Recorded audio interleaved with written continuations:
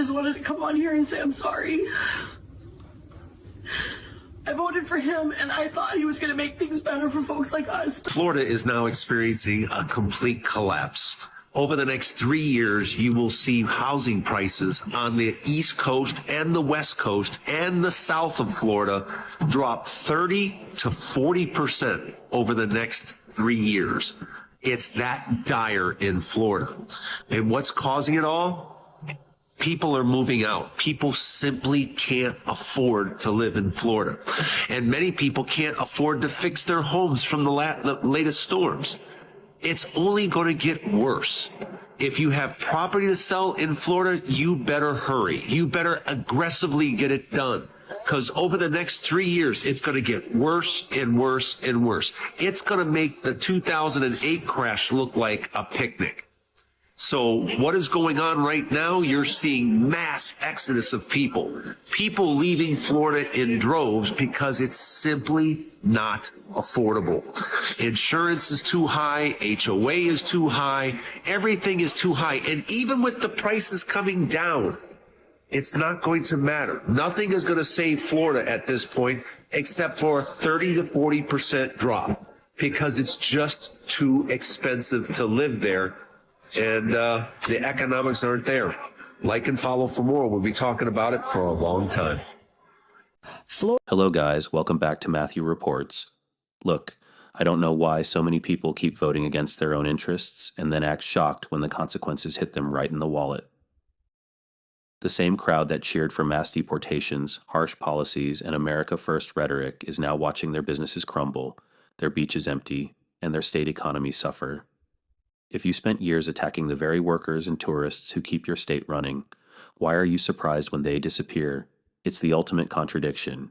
You wanted the pain for others, now it's knocking on your own door. Make it make sense. In this video, we're seeing clip after clip of Florida MAGA supporters publicly regretting their votes. Construction owners losing their workforce, business owners watching their income dry up, regular people realizing the policies they supported are destroying their own communities. And let me tell you, it is something to see. After years of divisive rhetoric and promises that never delivered for working people, reality is finally showing up. These aren't isolated complaints. They're symptoms of a much bigger reckoning. This moment feels historic because it's a cultural and economic shift.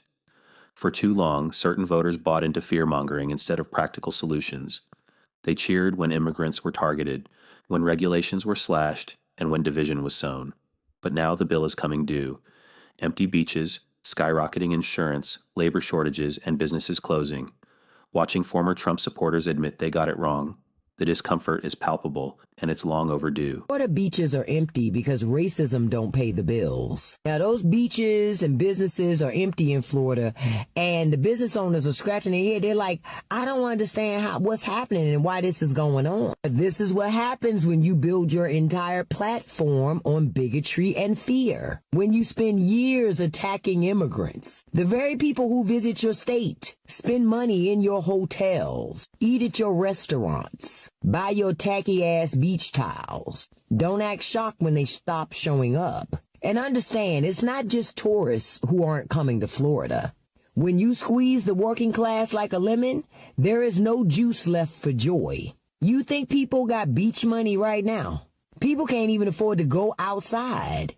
And all those Trump tariffs, those weren't on corporations. Those were Trump taxes on us. Prices went up, jobs got cut, and now folks are choosing between groceries and gas, not plane tickets to Clearwater. And y'all made Florida a hostile environment, honestly. And not just for immigrants, but also for black people, LGBTQ, teachers, hell, even librarians. Y'all made the beach a battleground. So now it's just you and those overpriced souvenir stands collecting dust. And now conservative business owners are mad. But they're mad at the consequences of the policies that they voted for. Baby, this ain't karma. This is cause and effect. Conservative policies destroy communities, period. So ask yourself, how long are you guys going to continue to vote against your own business? Yeah, we voted for Trump in 2016, 2020, and 2024. We live in the Florida Panhandle, and we thought that this would be good for our business, but we're finding out now that we were wrong, and I want to publicly say that we are regretting our votes at this point. My husband and me own a construction company, and we literally do not have workers anymore. Most of our workers are from Mexico, and they're good, hard workers. I talked to a few of them, and they said they were just too scared to come back to work because of all the raids. Our construction company is likely to go out of business now, and we don't know what we're going to do, but we're never voting for a Republican again. Ron DeSantis and Trump have been passing laws that negatively affect our business, and I just want to say that I'm sorry for voting for him. I grew up Republican, and it's all I've ever known, but now I can see that me and my whole family have been very wrong about this. So we hope that 2026 comes and we can take back the House and the Senate and stop him from what he's doing. There's a special election coming up in Matt Gaetz's district, and we're going to do everything we can to advocate for a Democrat taking that seat. I was a Trump supporter. I don't know how long I can keep doing this. I have a construction company, and not a fucking thing is getting done. This is what I get. This is what I fucking get. Nothing but white boys. It takes 4 days to do a one-day job. I might have. Well, here we go again with another government official redirecting FEMA funds. Will this be disastrous? Governor DeSantis in Florida stole money from FEMA, also got money from his donors and supporters. And let me remind you, private contractors are making $450 million off of alligator Alcatraz. This is all about the money, ladies and gentlemen. This has nothing to do with crime, making America great, or giving back jobs to working citizens. We are spending an astronomical amount of money to deport brown people. We have 772 million homeless people in the United States of America. Please do not be fooled. This is not about making America great again. This is quite the opposite. We are now the worst country in the world. Get them legal status somehow. Now, before we get going, this gentleman here is in the construction business in Florida. He goes by the name of Honest Hammer on TikTok, so I will just refer to him as Hammer. But he made this video in response to what he himself is witnessing on the construction sites that he's a part of in regards to the undocumented immigrants who are working on those construction sites with him. Let's hear what he has to say.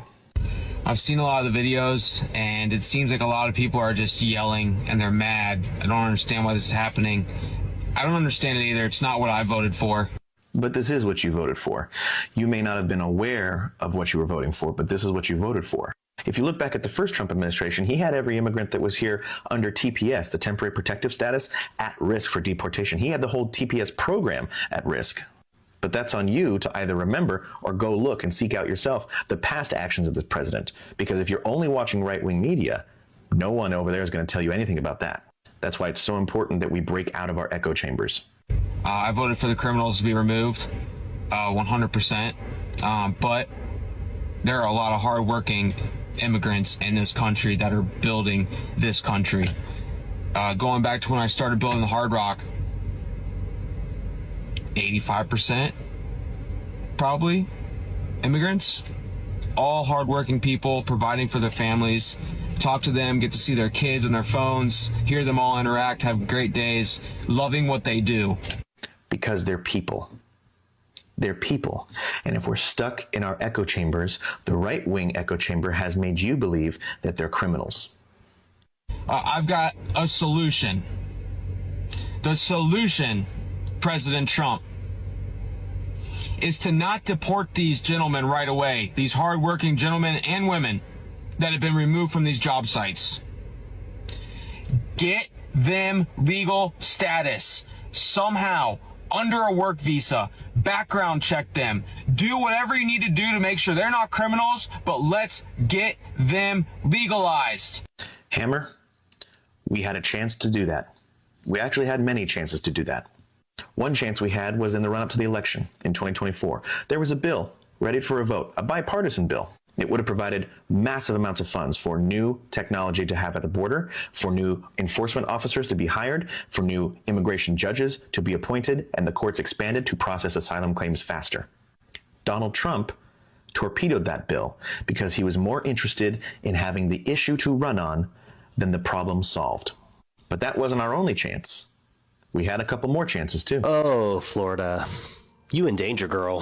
First off, I am from Florida. I grew up there. I went to UCF. I love Disney World. And I also escaped as quickly as I possibly could. If you have been wondering which states are going to get hit the hardest by these healthcare cuts, you guessed it, Florida is at the top of the list. Home of Governor Rambo, where you have 2 Republican senators and 20 of your 28 House of Representatives are Republicans. You effed around and now you are going to find out. Let's jump into the data. You know the one thing that Florida ranks last in this country? They rank last in the number of residents who are on employer-funded healthcare at 40%. You might be inclined to argue with me and say, well, that's probably because there is one single head of household who is on employer-funded healthcare coverage, and the rest of their family is also on that healthcare coverage. No, the data does not agree with you. An estimated 4.7 million Floridians are on ACA Obamacare Marketplace insurance, representing 27% of the under 65 population. The national average is 8.8%. Was ACA perfect? No, there's not a single educated American who would say that it was perfect. Was it better than your premium skyrocketing? Yeah, I think so. Let's zoom in and look at Holmes County, Florida, just south of the border of Alabama, where in the 2024 general election, they voted for Donald Trump with 89.9% of their vote. You aggressively voted for this, Holmes County, Florida. In 2024, for individuals, the average cost of ACA Advantage Silver Premium Insurance for Holmes County, Florida, earning less than $35,000 per year was $312 per month.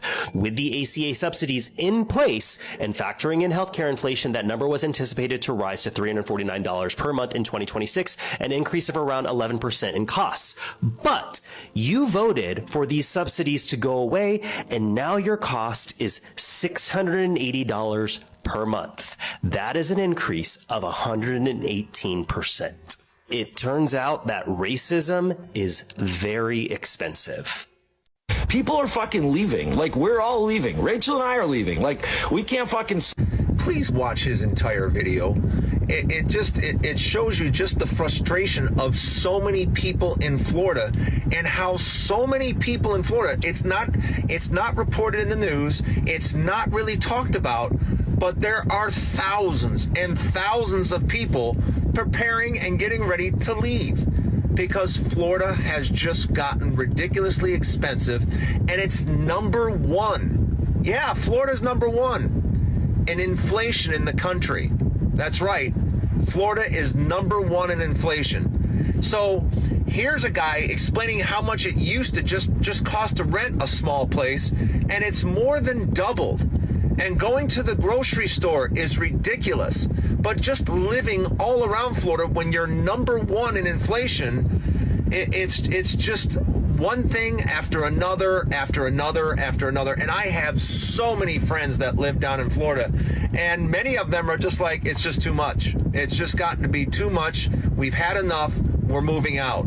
So expect over the next couple of years a huge migration out of Florida.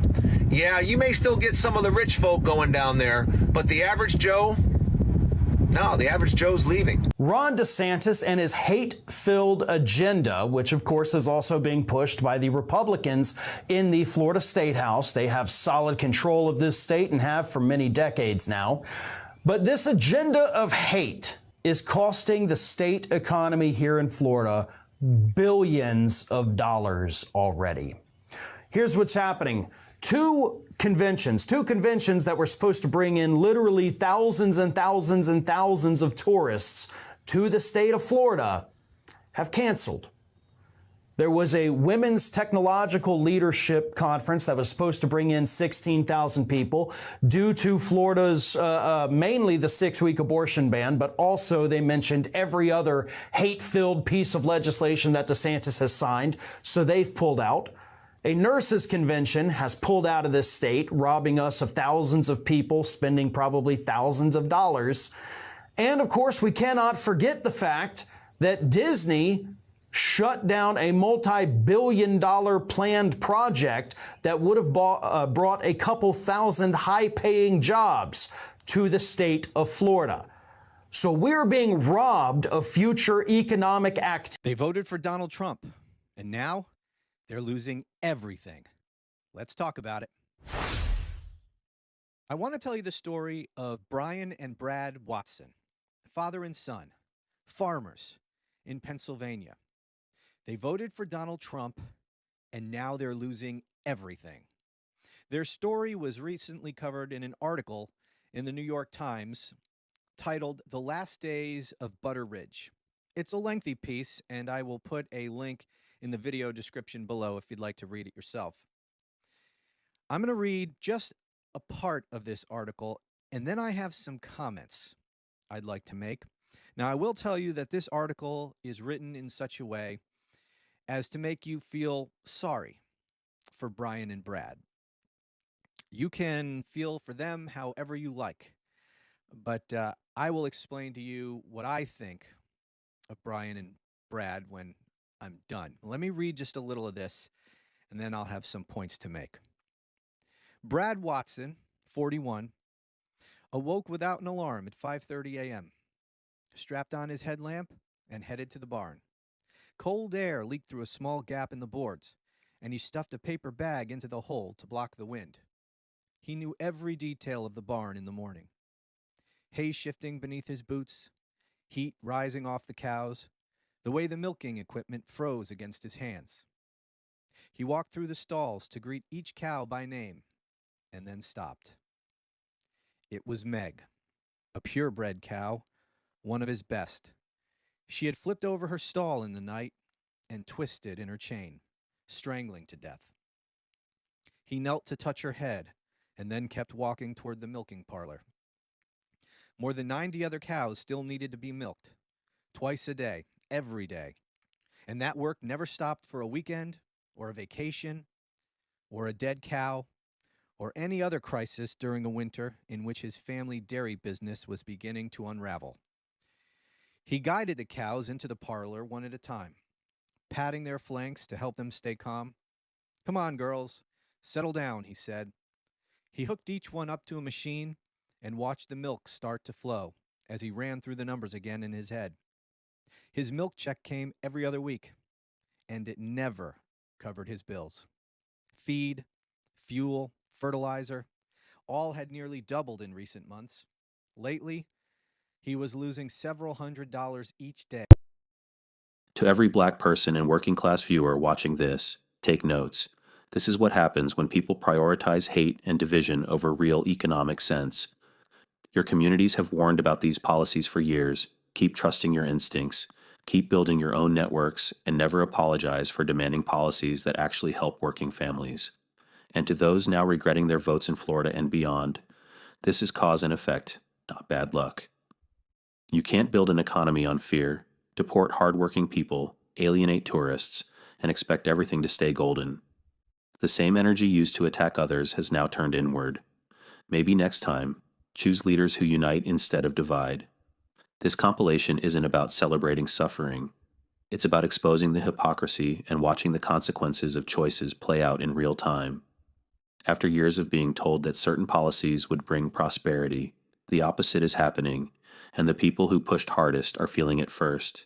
It's poetic, it's necessary, and honestly, more accountability like this, please. Think about the bigger picture. For years, divisive politics promised greatness while ignoring the real needs of working people, stable jobs, affordable living, and strong communities. Black Americans and other marginalized groups have seen this playbook before. Policies sold as protection that ultimately harm everyone except the wealthy. These viral regrets from Florida capture a broader awakening. voters realizing too late that hate doesn't pay the bills and division destroys economies. This shift represents something deeper, a collective realization that short-term emotional votes have long-term painful costs. In states across the country, people are waking up to the gap between political promises and everyday reality. It's inspiring more honest conversations and a rejection of the old divide and conquer tactics. Poetic justice indeed. After pushing harmful agendas, watching the architects and supporters face the fallout feels like the universe correcting course. So yes, more of this please. More regret. More honest reflection. More learning from consequences. The discomfort some feel isn't the problem. It's the symptom of a long overdue reckoning. Truth and accountability have always been here. Now they're refusing to be ignored. This video and similar moments spreading online prove that real change isn't coming.